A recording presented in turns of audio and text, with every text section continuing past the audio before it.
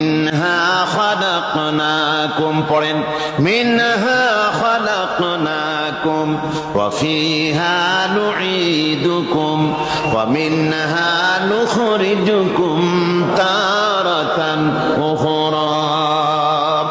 হে বান্দা, এই মাটি দিয়া তোরে তৈরি করা হয়েছিল, এই মাটির ভিতরে রেখে গেলাম, আবার এই মাটি থেকে আল্লাহ রব্বুল আলামিন তোমারে জিন্দা করবেন।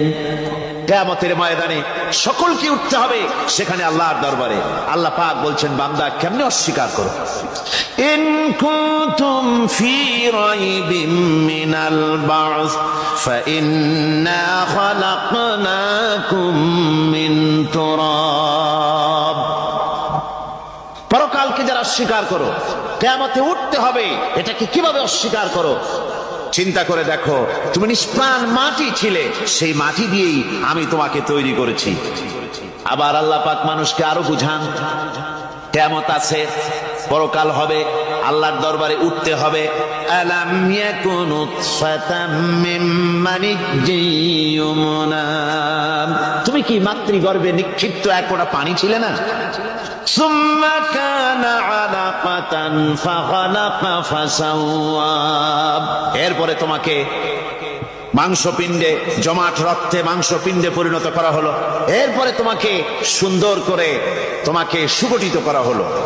ফাজআলা মিনহু যাওজাইনি যাকারা ওয়াল উনসা। এরপরে মাতৃগর্ভের ভিতরে আমি এটাকে পুরুষ বানালাম, কন্যা সন্তান অথবা পুত্র সন্তানে পরিণত করলাম। এইটা যে পেরেছে, যিনি পেরেছেন, আলাইসা যালিকা বিকাদিরিন আলা আইয়ুহিয়াল মাউতা। সে আল্লাহর পক্ষে কি সম্ভব নয় যে তোমার মৃত্যুর পরে তিনি আবার জিন্দা করতে পারবেন? কি বলেন সম্ভব না? তিনি পারবেন না?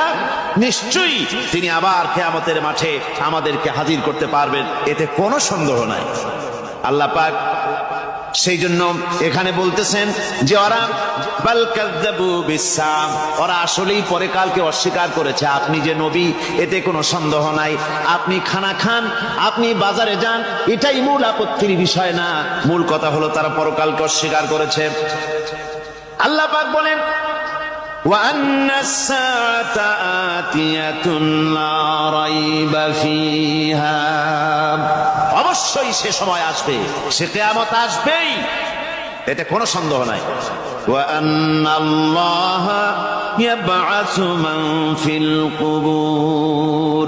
আর আল্লাহ পাক তিনি কবরের মধ্যে অন্তর্হিত যা কিছু আছে সবাইকে কিয়ামতের দিন আল্লাহ পাক ময়দানে উঠাবেন।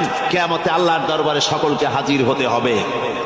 আমার বন্ধুগণ, আল্লাহ পাক বলেন, ওয়া লাকাদ খালাকনাল ইনসানা মিন সুলালাতিন মিন তিন। লক্ষ্য করো, তুমি ছিলে মাটির নির্যাস থেকে, তোমাকে তৈরি করা হয়েছে। শুধু মাটির নির্যাস থেকে তোমাকে কোনো মডেল ছাড়া, কোন ধরনের আদর্শ ছাড়া, কোন ধরনের নমুনা ছাড়া তোমাকে সৃষ্টি করা হলো।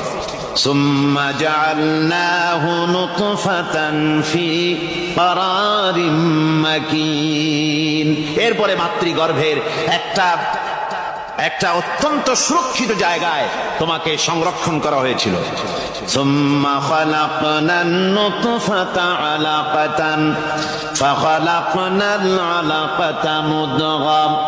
রক্তপিণ্ডকে, নাপাক পানিকে জমাট রক্ত করেছি, জমাট রক্তকে আমি আবার গোশত পিণ্ডে পরিণত